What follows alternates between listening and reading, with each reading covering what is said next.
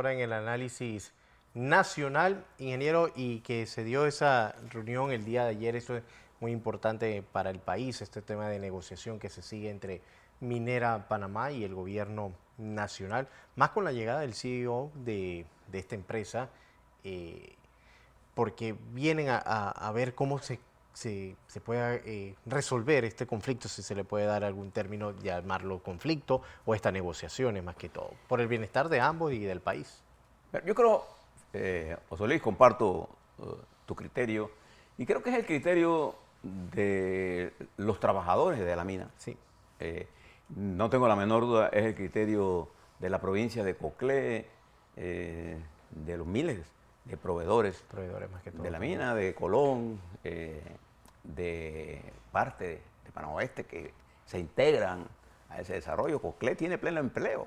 Yo quiero que ustedes visiten Coclé y vean el peso que tiene este desarrollo regional, y creo que el gobierno nacional está interesado en la búsqueda de mejores condiciones, no solamente financieras, porque son importantísimas, sin duda alguna, de que nosotros recuperemos parte importante de los recursos que produce esa mina. Creo que ese es un parte.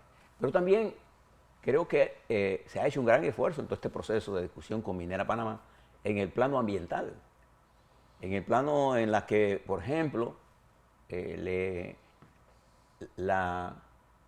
lo que se llama el cierre de mina, no lo miremos nosotros, los panameños, con la cultura de que el cierre de mina es al final. No. El cierre de mina en forma ordenada, de una mina de este tipo, cielo abierto, se tiene que dar cumpliendo anualmente metas de mitigación necesarias para reponer la vegetación que de una u otra forma ha sido afectada. Cada vez que el hombre interviene en la naturaleza, en cualquier forma, construyendo viviendas, haciendo regadíos, construyendo carreteras, construyendo escuelas, cada vez que el hombre interviene en la naturaleza, produce riesgos a la naturaleza. Y se requieren medidas de mitigación dentro de las posibilidades. Uno de los grandes problemas que usted ve hoy, por ejemplo, en la industria de la producción de combustibles, es la falta de refinerías, porque le pusimos tantas restricciones que entonces no tenemos refinería. Y el costo que pagamos entonces, con esta nevada, más de 6 millones de galones de combustible procesado, de barriles de petróleo, no pudieron procesarse por el frío. Y pronto vamos a tener el efecto de eso. Ayer los combustibles subieron casi $2 por barril. Entonces, cada vez que el hombre interviene en la naturaleza, siempre, no solo en minería, por ejemplo, bajo los estándares actuales, jamás hubieran podido construir el Canal de Panamá. Porque esta es una agua, esta es una vía acuática que utiliza para la movilización del barco agua dulce. ¿No? Miles, millones de galones se botan diariamente de agua dulce. Este tipo de proyectos no podría ser posible. Sin embargo, la República de Panamá, que es una gran administradora de agua, posee grandes cantidades de agua que deben ser almacenadas, cosechadas, para poder nosotros tener disponibles. Yo quiero que tengan claro que siempre que el hombre interviene, no tengan la menor duda de eso, en la construcción de viviendas, de represas, en la construcción de incluso los paneles, la energía eólica, es más limpia, sí, pero cada intervención del hombre en la naturaleza produce la necesidad de medidas de mitigación. Entonces, la discusión con la Minera Panamá avanzó mucho en términos de lo que es el problema ambiental. Avanzó mucho en términos laborales. Por ejemplo, en el contrato viejo se permitía hasta un 25%, incluso si tenés que tener la planilla de personal extranjero. En este contrato es 10%, como dice el Código Laboral. Entonces, si usted ve, también se avanzó en lo que yo quisiera que ustedes conocieran esa región, el proyecto lo vieran. El problema es que eso está lejos. Entonces mucha gente habla de ese proyecto y no lo ha visto. Constituye, si usted vuela a esa área, se dará cuenta, y si la visita, el desarrollo de esas comunidades, incluyendo Coclesi, toda esa región que era altamente de pobreza extrema, ya no lo es. Y todavía hay que hacer mucho más. Bueno, esto fue parte de las negociaciones que estaban en desarrollo. Y me alegra enormemente que el CEO de Minera Panamá y el ministro nuestro de Comercio e Industria, que dirige las negociaciones, ayer en un día libre, estuvieran sentados negociando. ¿Buscando qué cosa? Los puntos que faltan de acercamiento. Y espero que en los próximos días nos informen sobre ese acercamiento. No se puede negociar de verdad por televisión, porque estos son procesos bien complicados y complejos. Y nosotros tenemos que construir el escenario más adecuado, de mayor confianza, para resolver este problema. Fíjense lo que está pasando en Chile. En la empresa estatal Codelco, la productividad de la mano de obra ha caído en el piso.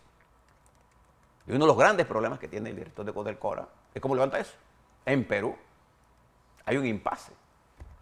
Entonces nosotros en Panamá, con las cifras que le di, nosotros tenemos que actuar con sensatez. Y les decía, yo tengo absoluta confianza que el presidente Cortizo, un gran evaluador y que conoce esta área de Colón, él fue el legislador de esa área, sabe el efecto de esto. En su pensamiento está la suerte de los miles de trabajadores y está la suerte de los miles de panameños que de una u otra forma se tienen que beneficiar con mejores ingresos. Y creo que la empresa también tiene interés de resolver este conflicto. Entonces, aprovechemos la energía creativa. Siempre es más fácil hostigar y destruir que construir. ¿Y por qué es importante todo esto? El año 2023, que arranca la próxima semana, el presidente Cortizo se deberá dirigir a la nación el 2 de enero. Y el 2 de enero se recompone la Asamblea Nacional.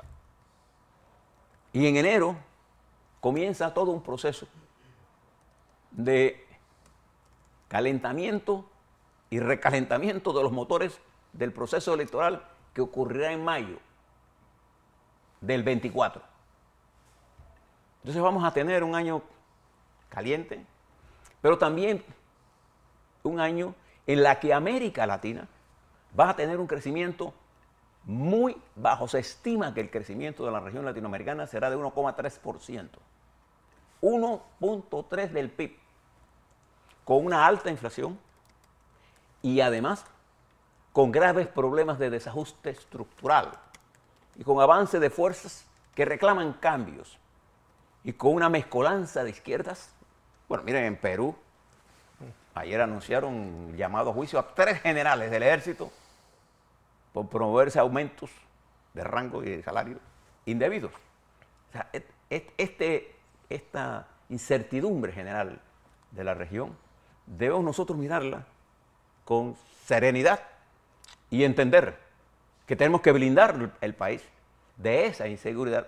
¿Para qué? Para producir la mayor cantidad de inversiones para que generen qué cosa, empleos, ¿no? Y abordar, no sé, cómo resolver el problema del IBM para ponerle recursos. Nosotros tenemos esa serie de problemas, pero tenemos la gran ventaja. Hemos pasado un año económico formidable. No quiero decir con ello que no hay necesidades sociales, José Luis, no, sí, hay problemas serios. Hay problemas de infraestructura, hay problemas de agua. Bueno, Panamá Pacífico sigue con los apagones porque la autoridad del Canal de Panamá sigue sin informarle a la comunidad de esa área qué está pasando en Miraflores. No es un problema de Naturgy, es un problema que hay de la ACP. En la ACP y necesitamos todas estas cosas, la necesidad de agua, los problemas de infraestructura, la necesidad de generación de empleo, todo esto forma parte integral. Y fíjese, esto arranca. En el 23, nosotros tenemos elecciones vitales que nos van a medir el pulso de la región latinoamericana en Argentina. en donde es casi seguro que el presidente Fernández no pueda correr por sus niveles de impopularidad y porque además hay una tendencia de la gente a votar contra el gobierno. Entonces nosotros tenemos que mirar esto con cuidado, porque tendremos elecciones pero habrá elecciones en Guatemala, uno de los países en donde la acción del Estado ha sido altamente cuestionada. El gobierno de Yamatay ha sido uno de los peores gobiernos de Guatemala. Y fíjate que ahí ha habido malos gobiernos. Y Guatemala está atrapada en una estructura política que no tiene salida. Entonces, mírele, esta es una elección que va a ocurrir en el 23 y otra en Paraguay, en donde el Partido Colorado por muchos años ha gobernado y la pobreza se enseñorea en esa área. Y arranca en enero el gobierno, o sea, la próxima semana, de Lula da Silva, en el marco de un país polarizado. Y estamos nosotros en Venezuela con un gobierno que promete tanto, que prometió tanto y que pareciera ir en el sentido contrario de sus promesas. ¿Se acuerda cuando el presidente Petro arremetió contra el presidente de ese momento y decía que uno de los gastos más innecesarios es el gasto militar? Y una de las primeras cosas que habla ahora el presidente Petro es el rearme del ejército y de la aviación. Y ahora dice que esos millones no van a afectar el desarrollo. Cuando era candidato lo decía. Entonces usted tiene que mirar todas estas cosas. Porque a un político usted tiene que mirarle lo que hace, no lo que dice. Y en el medio de todo esto, nosotros tenemos dos estructuras de gobierno de la acción que van a ser objeto de tres, que van a ser objeto de extraordinario escrutinio durante estos próximos semanas. Uno de ellos es el Tribunal Electoral, que es la organización garante del proceso electoral y su comportamiento desde ahora en el manejo de la crisis que se ha generado en el Partido Cambio Democrático, en las decisiones que se han tomado por parte de la actual dirección, que son antidemocráticas, en el manejo de cómo va a controlar las noticias falsas. ¿Qué garantía nos va a dar el gobierno? En Brasil se tomaron medidas serias para parar esta ola de desinformación y de mentiras. ¿Qué va a hacer el Tribunal Electoral de Panamá en el manejo de la crisis de cambio democrático y en el manejo de todo el proceso electoral? Necesita una alta credibilidad. El otro órgano que va a estar en el ojo de la atención pública es el sector judicial, la Corte. Los jueces están en el ojo de la discusión para ver si los procesos que se están desarrollando. Puedo coger cualquiera y se me ocurre siempre el problema de las armas. Este problema en la que se acusa a un grupo de panameños de importar ilegalmente armas de guerra. Nada de eso está aprobado en el expediente. Nada. Y yo no veo la Fiscalía actuando sobre ese caso. Entonces nosotros tenemos que ser cuidadosos sobre esto. Nosotros tenemos que ser cuidadosos en el respeto de los derechos de los ciudadanos a un proceso genuinamente garantizado en la ley y en la Constitución, y entre esas cosas está la presunción de inocencia. Aquí lo que hay es la presunción de culpabilidad, tan pronto que usted salga en cualquier cadenita de esas o en cualquiera de las redes sociales que comienzan a atacarlos, y ya usted está condenado. La justicia. Y el otro es la Asamblea Nacional, que se incorpora el 2 de enero a un momento crucial de la historia latinoamericana, mundial, y a un momento que se caracteriza por el manejo de redes sociales que están financiadas por intereses muy particulares que tienen como objetivo golpear específicamente a los adversarios políticos de quien paga. Y entonces es difícil, porque la mentira corre a una velocidad mayor que la verdad. Y sobre todo si no actúa la institucionalidad con firmeza, esos ataques violentos a los partidos políticos. esos ataques que se dan a las personalidades políticas, esos ataques que se dan a los periodistas.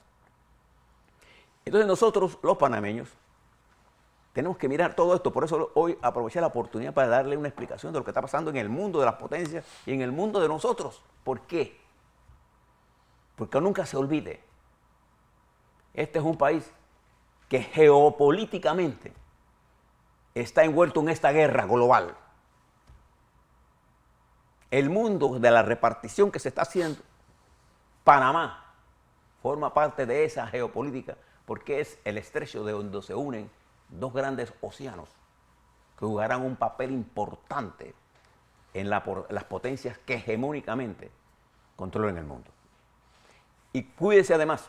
¿Y por qué es importante cuidar los empleos? Porque este año, que arranca el primero, la próxima semana, habrá sin duda alguna un aumento de la tasa de interés bancario que va a afectar directamente sus hipotecas, sus negocios y va a incrementar el costo del dinero público y privado, lo que va a exigir a usted, a mí, a José Luis, a todos, disciplina para manejar la economía hogareña y disciplina para manejar el déficit fiscal, las finanzas públicas, disciplina y un uso adecuado de los recursos que disponemos.